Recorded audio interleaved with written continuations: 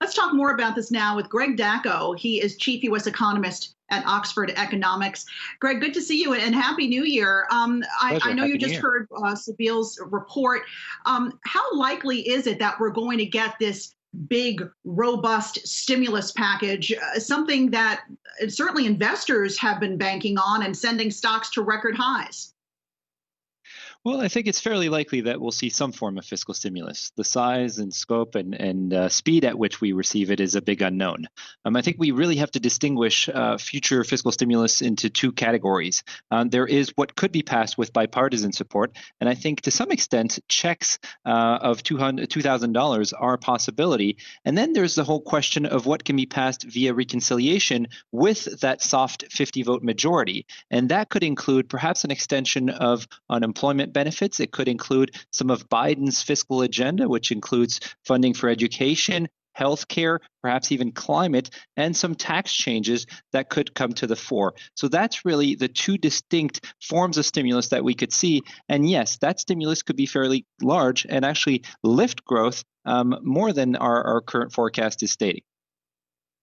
I also want to mention that Senator Manchin's office seems to be walking back some of his earlier statements. We started the show today, Greg, talking about how the Democratic senator from West Virginia was saying there was absolutely no way he would sign off on $2,000 stimulus checks, something that Joe Biden and his administration, incoming administration, has been talking about. But now they're saying, well, wait a minute, the senator didn't say absolutely not, and he'd still consider it. But, you know, the priority is rolling out the vaccine. Do you think that a package like that, though, a robust stimulus package, would be enough at this point to prevent the economy from falling into a recession in the spring? I mean, we saw the unemployment report. I know it's backward looking, but still a drop in job growth for the first time in 7 months. If that were to continue into the months ahead, you know, would we need even more than that from the government and possibly even more from the Federal Reserve?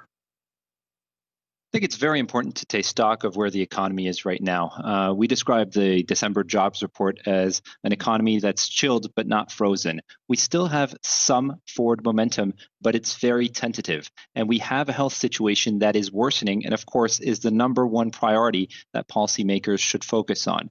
As we look into the rest of the year, we're going to see growth gradually accelerate as we have a gradually more sustainable health solution with the onset of increased vaccinations and with the pre-existing fiscal stimulus. Let's not forget that we had a fairly large COVID relief bill that was passed at the end of last year worth $900 billion that will provide some aid through mid-March. So as we look into 2021, we should focus on what's the next step of additional fiscal stimulus. We think there's a fairly high likelihood that we'll see the remainder $1,400 to reach that $2,000 checks that will be passed because that does have some bipartisan support.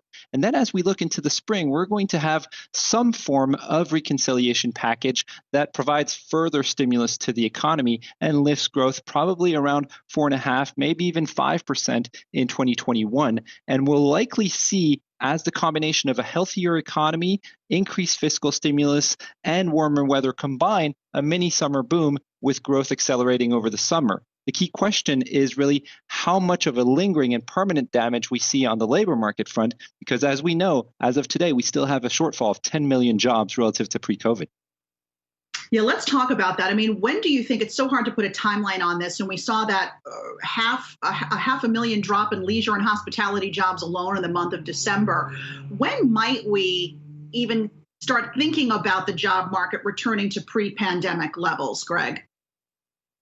We think it's going to take a couple of years at least. We're likely to see job growth that is going to be fairly strong this year. A slow start to the year with very weak job growth, probably in January and even in February, but gradually accelerating job growth over the summer. We may see 700, 800,000 monthly job report over the summer.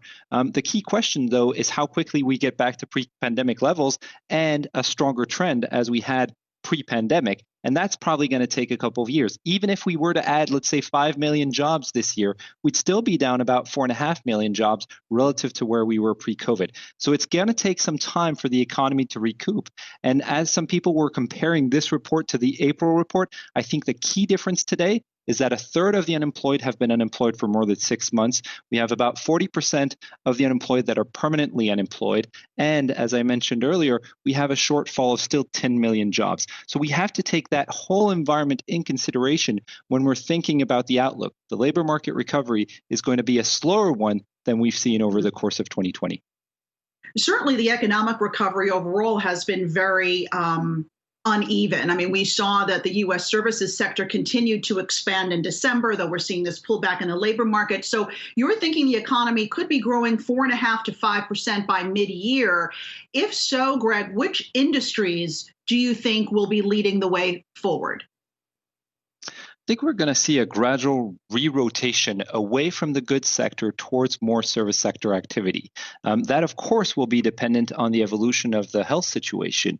Should there be renewed or an increase in the number of infections because of new strains or because of issues, logistical issues in terms of vaccine distributions, that may not occur as strongly or as rapidly as we anticipate.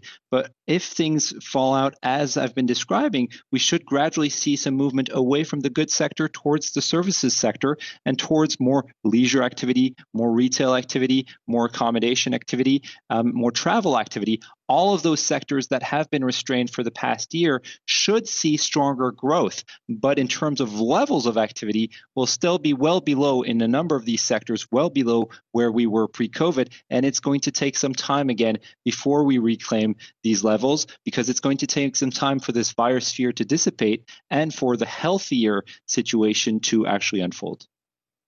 Going to need a lot of patience. All right, Greg Daco, great insights as always, Chief U.S. Economist at Oxford Economics. Thank you.